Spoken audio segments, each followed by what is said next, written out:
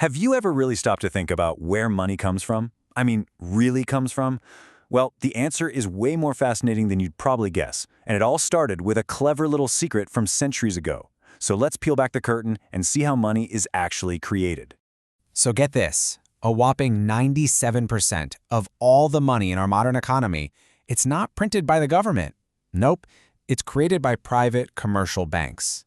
That's pretty much all of it, which, brings up a really big question. Exactly.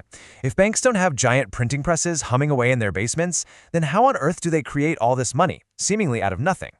To get to the bottom of this, we first need to bust a really common myth.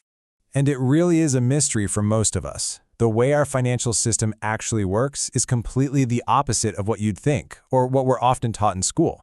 This is the absolute heart of the matter. We have this image in our heads of money being physical cash, printed and controlled by the government. But the truth is, the vast majority of money today is just digital numbers in a computer, and it literally pops into existence every single time a bank says yes to a loan.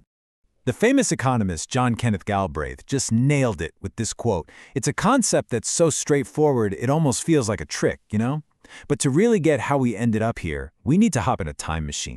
Let's get into the origin story. Because the blueprint for our entire modern banking system, it wasn't dreamed up in some fancy boardroom. It was discovered, almost by accident, in the dusty workshops of medieval goldsmiths. So let's just quickly trace how this all happened. We started with bartering, right? Trading chickens for shoes.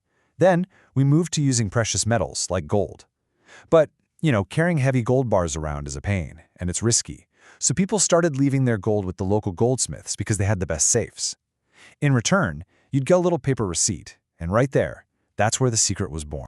So what happened was, people realized it was just easier to trade these paper receipts directly instead of constantly going back to the goldsmith to get the actual gold.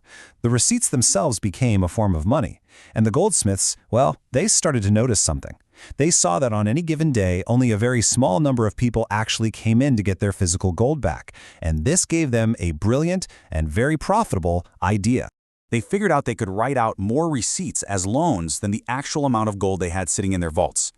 Each new loan was just a fresh piece of paper, a promise creating new money that wasn't backed by gold, but by someone's promise to pay it back, by their debt.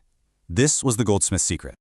Okay, so what started as this kind of clever informal practice, it eventually became the foundation for our entire global financial system.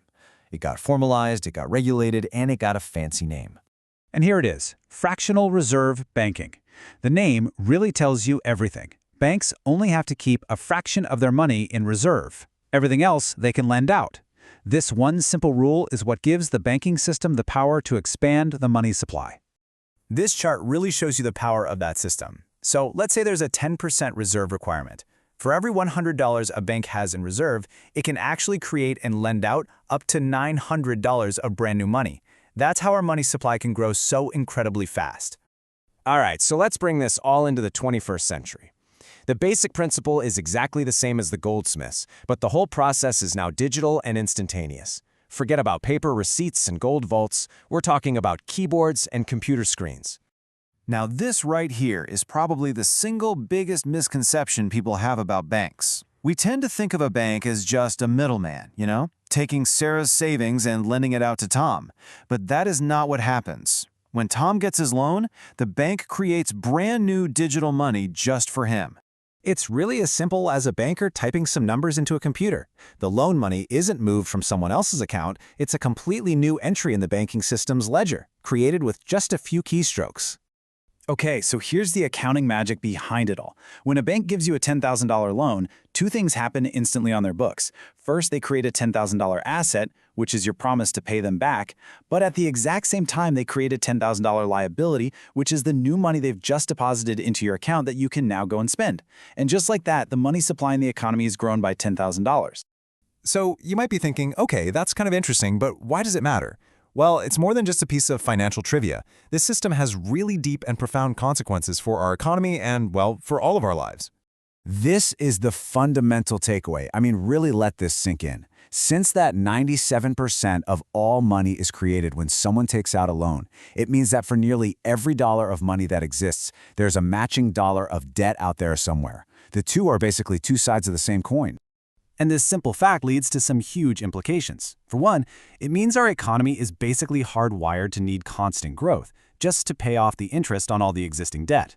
It makes borrowing and lending the absolute engine of economic activity. And here's a big one. It means that if banks get nervous and stop lending, the creation of new money can just dry up, which can lead to serious recessions, kind of like what we saw back in 2008. And all of this leaves us with a final, pretty mind-bending question. In a system where money itself is literally born from debt, what would happen if everyone, governments, companies, you, me, if we all paid back every single cent we owed? What would actually be left? What does it truly mean to be debt-free in a world like that? It's definitely something to think about.